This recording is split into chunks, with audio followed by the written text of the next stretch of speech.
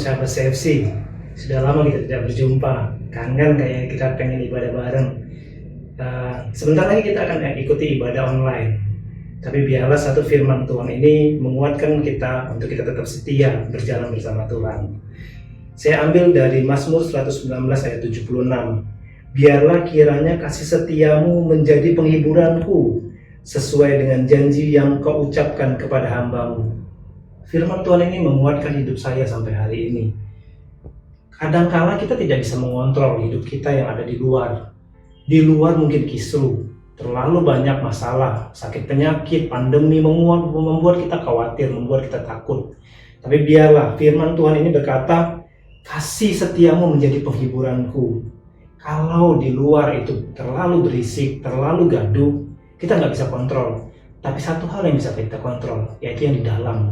Di dalam berbicara tentang bait Allah. Bukankah kita ini bait Allah? Biarlah setiap bait Allah yang ada dalam hidup kita tuh menjadi tenang dan tidak khawatir.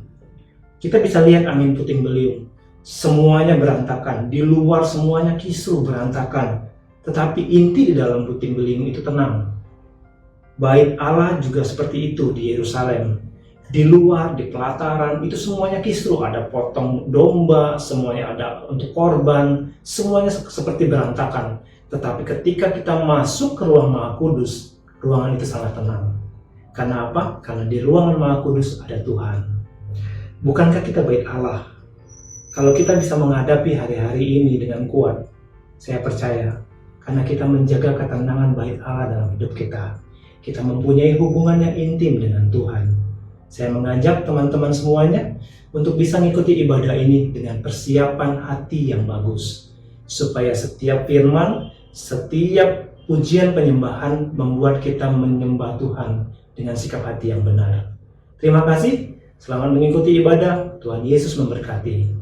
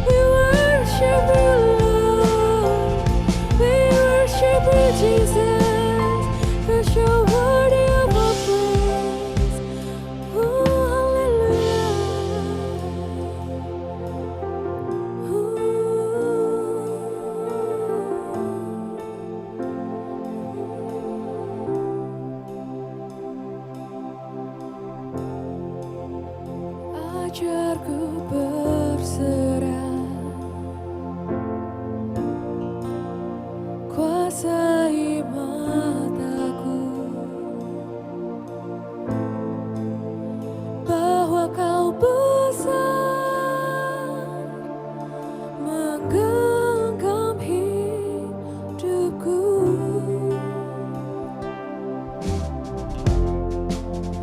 Walau ku berjalan di lembah yang gelap, tenang jiwaku, sebab kau besertaku.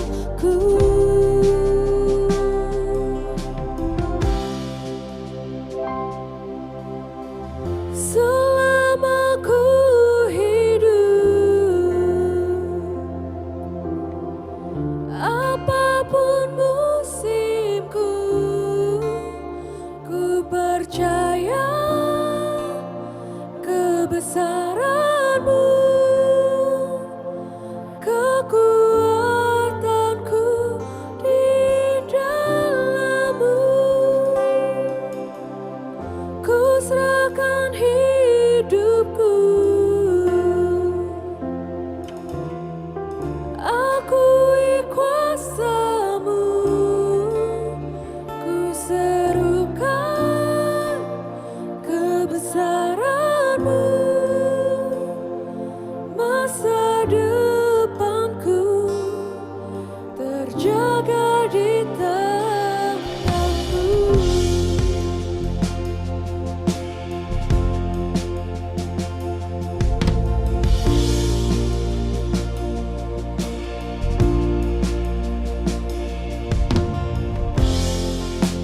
Walau ku berjalan di lembah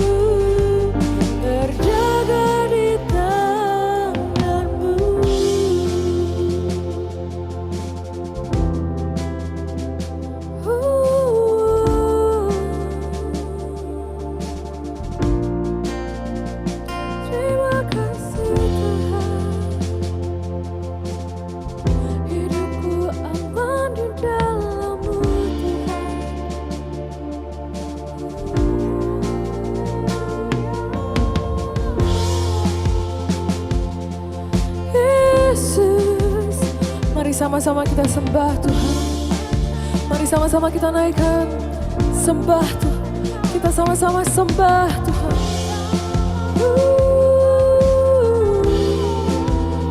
Haleluya. Kami tinggikan nama-Mu, Yesus.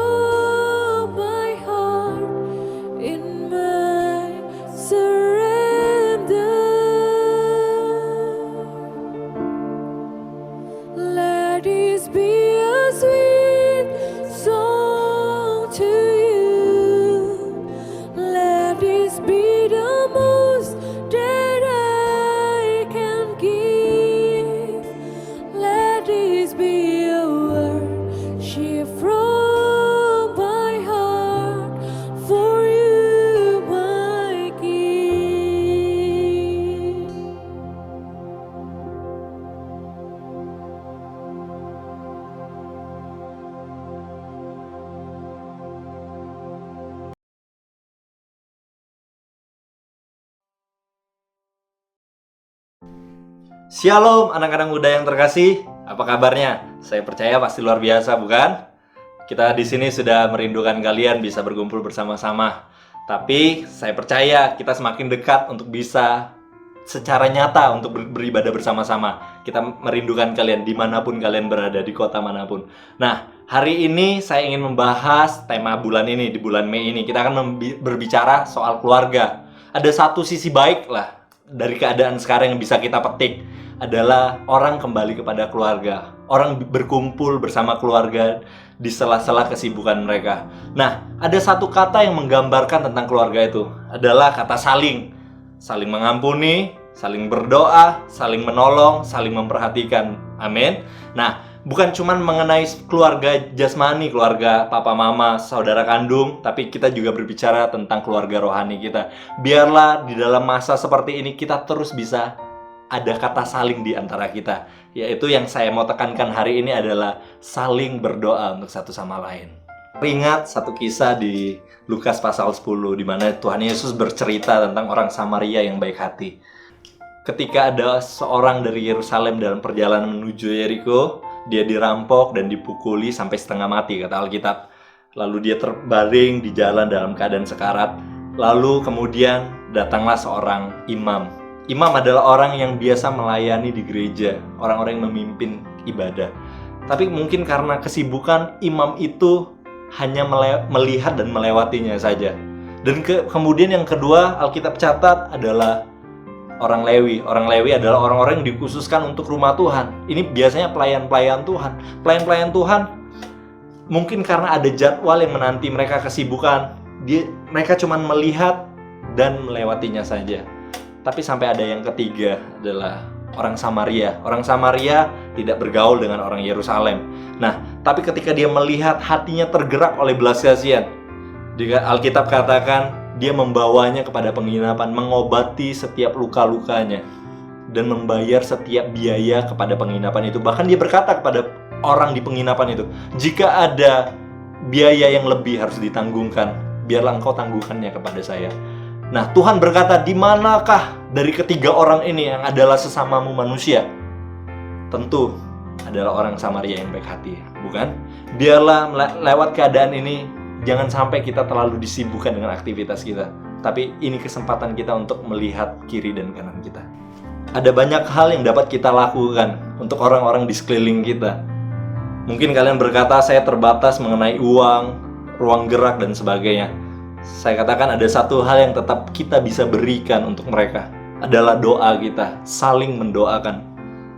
Saya mau membahas satu pasal di depannya, di Lukas 11, teman-teman bisa buka Lukas pasal 11.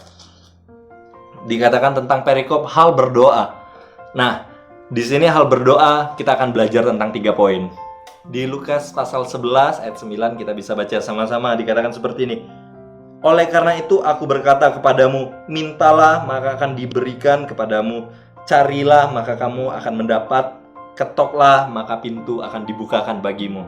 Yang pertama adalah meminta. Tuhan ingin kita meminta kepadanya.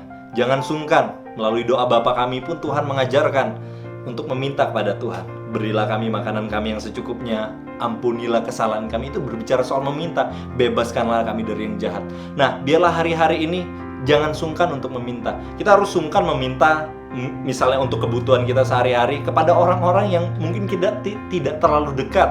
Mungkin itu tetangga kita atau saudara jauh dan sebagainya. Tapi jika itu Bapa kita sendiri, maka mintalah maka akan diberikan kepadamu. Di balik jawaban Tuhan, ya, tidak, atau tunggu, tapi ada satu hal, akan ada doa-doa yang selalu dijawab Tuhan secara langsung. Doa apakah itu? Ketika kita berdoa, Tuhan lindungin saya, Tuhan akan mengirim malaikatnya untuk melindungi kita. Ketika kita berkata, Tuhan berikan saya damai sejahtera, maka damai sejahtera Tuhan akan dilimpahkannya buat kita. Amin. Ada banyak hal, Tuhan sertai saya, Tuhan beri saya kekuatan, Tuhan mampukan saya. Maka itu minta perlindungan Tuhan, minta berkat Tuhan dalam hidup kita. Amin. Tapi bukan cuma hanya meminta untuk diri kita sendiri. Saya teringat kisah Salomo ketika Tuhan berkata, Salomo diberikan satu kesempatan untuk meminta kepada Tuhan. Salomo bukan minta mengenai kerajaannya untuk dijadikan selamanya kokoh, atau meminta kekayaan, kejayaan, dan sebagainya. Tapi Salomo berkata, Tuhan, Berikan saya hati yang mengerti, understanding heart, Alkitab katakan, hati yang bijaksana, agar saya bisa memimpin bangsa yang besar ini dengan adil dan bijaksana. Saya melihat Salomo meminta sesuatu yang berhubungan erat dengan orang lain. Maka itu jangan cuma meminta untuk diri kita sendiri, tapi mintalah untuk Tuhan melakukan hal-hal yang ajaib dan besar untuk orang-orang di sekeliling kita. Yang kedua adalah cari. Nah, cari ini beda dengan meminta, tapi cari ini berbicara tentang kata kerja. Ini perlu action, jadi tidak cukup hanya meminta, tapi ketika kita berdoa, kita juga harus mencari, harus melakukan. Cari juga berbicara soal ketekunan. Seperti saya mencari sebuah barang, artinya barang itu tidak terlihat jelas di depan saya. Nah, mungkin keadaan yang kita hadapin saat ini sama seperti itu. Kita tidak tahu apa yang harus kita lakukan. Tampak bingung semuanya apa yang harus kita lakukan sepanjang hari di rumah dan sebagainya. Tapi dalam masa-masa seperti ini adalah saat yang tepat untuk kita mencari kehendak Tuhan. Biarlah kita Tuhan, apa yang bisa saya lakukan untuk Engkau biarlah kita bukan menjadi orang Kristen yang pasif. Amin. Nah, biarlah saya berdoa, kalian akan menemukan kehendak Tuhan dalam hidup kalian. Dan yang ketiga, dikatakan, ketuklah maka pintu akan dibukakan bagimu. Artinya di tempat ini, kita yang mengetuk rumahnya Tuhan. Di Wahyu dikatakan seperti ini, aku mengetuk, barang siapa membukakan pintu, maka aku akan masuk dan makan bersama-sama dengan dia. Artinya apa? Sehidangan dengan Tuhan. Satu meja makan dengan Tuhan. Ini adalah berbicara soal persekutuan, bukan berbicara soal kita meminta lagi, Tuhan lakukan ini, kita lakukan ini, dan sebagainya. Tapi ini berbicara tentang hubungan kita yang pribadi dengan Tuhan. Dan mari, tidak cukup hanya untuk meminta doa makan, doa tidur, dan sebagainya. Tapi kita harus punya persekutuan dengan Tuhan, punya saat teduh dengan Tuhan. Melewat apa? Doa, memuji, menyembah, berbahasa roh, membaca Alkitab, dan sebagainya. Saat itulah akan terjadi pertukaran hati. Seperti kita menjadi tamunya Tuhan. Kita mengetuk, artinya Tuhan yang menjadi tuan rumah. Siapa lawan kita? Itulah lawan Tuhan. Di dalam rumah Tuhan akan banyak persediaan perlindungan daripada Tuhan. Amin. Bila saya berdoa, kita bisa terus berdoa, bukan cuma untuk diri kita, tapi kita harus berdoa untuk sesama kita. Berdoa, mencari, dan mengetuk. Tuhan Yesus memberkati. Bolehkah sebelum saya mengakhiri firman Tuhan ini, saya ingin berdoa buat kalian di tempat ini. Mari kita bersatu di dalam doa. Mari kita pejamkan mata. Tuhan, aku berdoa buat setiap anak-anak-Mu dimanapun mereka berada saat ini, Tuhan. Biarlah benar setiap firman-Mu berbicara kepada setiap hati kami. Berbahagialah kami, Tuhan, yang menerima firman ini dan kami mau melakukannya, ya Tuhan. Biarlah berikan kami hati yang mau berdoa untuk satu sama lain, Tuhan. Hati yang lebih peduli, Tuhan. Hati yang terus mencari kehendak Tuhan pada zaman ini, ya Tuhan. Biarlah kami bukan menjadi orang Kristen yang pasif, tapi kami terus membangun keintiman dengan Tuhan. Aku berdoa, Tuhan, berikan kekuatan, penghiburan, damai sejahtera. Cukupkan setiap kebutuhan anak-anak-Mu, Tuhan. Apapun yang mereka hadapi saat ini, mereka yang berduka, Tuhan, hiburkan. Mereka yang sakit, Tuhan, sembuhkan. Biarlah kami berdoa, Tuhan, kami dapat berkumpul kembali dalam keadaan yang baik, Tuhan. Berkati kedua orang tua mereka, ya Tuhan. Berkati apapun yang mereka lakukan, studi mereka, Tuhan. Terima kasih Bapa, terima kasih Tuhan Yesus, hanya di dalam nama Tuhan Yesus. Haleluya. Amin. Nah, teman-teman udah dengarkan sharing yang barusan dibagikan. Sekarang saya mau mengajak teman-teman untuk mempraktekkan apa yang sudah kita dengar. Mulai dari poin pertama nih, meminta. Jadi setiap pagi ketika kita berdoa untuk memulai aktivitas kita, ataupun ketika kita saat teduh, kita bisa membawa 2 nama orang teman kita yang berbeda setiap harinya. Kita berdoa, kita meminta berkat yang baru setiap pagi untuk mereka. Karena saya percaya kita ada sampai dengan saat ini dalam perlindungan Tuhan yang sempurna. Itu juga mungkin karena doa-doa dari orang-orang yang kita nggak tahu bahwa mereka mendoakan kita setiap harinya. Nah, teman-teman, mari kita akhiri ibadah ini, kita pejamkan mata dan satukan hati kita. Tuhan, terima kasih Tuhan untuk kesempatan kami boleh beribadah online hari ini. Terima kasih kami masih boleh menikmati Engkau, kami masih boleh memuji dan menyembah Engkau. Tuhan, terima kasih untuk teman-teman yang sudah melayani dari awal sampai dengan akhir ibadah ini. Tuhan sertai, Tuhan lindungi mereka dimanapun mereka berada. Dan kami juga berdoa untuk Sam, Tuhan, yang sudah menyampaikan isi hati-Mu. Kami percaya semua benih yang sudah Tuhan tanamkan pada hati kami hari ini dapat kami terima, kami resapi dalam hati kami dan dapat berbuah dalam kehidupan kami. Dan Engkau yang berkati Sam, Tuhan, pakai Sam lebih dan lebih lagi untuk menjangkau setiap jiwa-jiwa yang ada di kota Palembang. Tuhan, kami juga saat ini menyatukan hati kami, Tuhan. Kami mau mengangkat tangan kami berdoa untuk Gembala induk kami Tuhan, Pak Niko beserta dengan para wakilnya Tuhan, dan Gembala Raya 15, Pak Sabta beserta dengan para wakilnya, dan Gembala untuk di wadah ini Tuhan, Ko Joshua, Ko Jun, dan Ko Kur. Tuhan, biarlah tudung perlindungan Tuhan yang sempurna mengalir atas hidup pemimpin-pemimpin kami ini Tuhan. Biarlah hikmat dan kewahyuan yang baru selalu Tuhan Engkau curahkan pada hidup pemimpin-pemimpin kami ini Tuhan. Dan kami percaya Tuhan, Engkau Allah yang berkuasa atas hidup mereka Tuhan. Gak ada satupun Tuhan kuasa daripada si iblis boleh terjadi atas hidup pemimpin-pemimpin kami ini. Tapi hanya rencana Tuhan saja yang boleh terjadi. Dan kami juga berdoa Tuhan, kami mengangkat tangan kami untuk kota Palembang dan bangsa Indonesia. Tuhan, kalau kami boleh ada dalam masa sulit yang saat ini kami rasakan Tuhan, boleh ada dalam masa pandemi ini Tuhan, kami percaya Tuhan akan membantu kami untuk melalui masa-masa ini dengan baik. Tuhan akan membiarkan kami Tuhan untuk tetap setia bersama dengan Tuhan sampai dengan akhir masa ini Tuhan. Tuhan, kami sudah rindu Tuhan untuk kami boleh berkumpul bersama memuji menyembah Tuhan di gereja, untuk kami boleh bersama-sama beribadah Tuhan. Dan kami percaya Tuhan, Tuhan akan membuat mukjizat-Mu Tuhan pada bangsa ini. Tuhan akan menunjukkan kebesaran-Mu Tuhan di masa-masa ini. Terima kasih Bapa, terima kasih. Kami serahkan semuanya ke dalam tangan-Mu Tuhan. Biarlah perlindungan Tuhan yang sempurna ada atas bangsa Indonesia. Penyertaan-Mu Tuhan selalu senantiasa atas bangsa ini. Terima kasih Bapa. Kami sudah berdoa dan mengucap syukur di dalam nama Tuhan Yesus Kristus. Haleluya. Amin.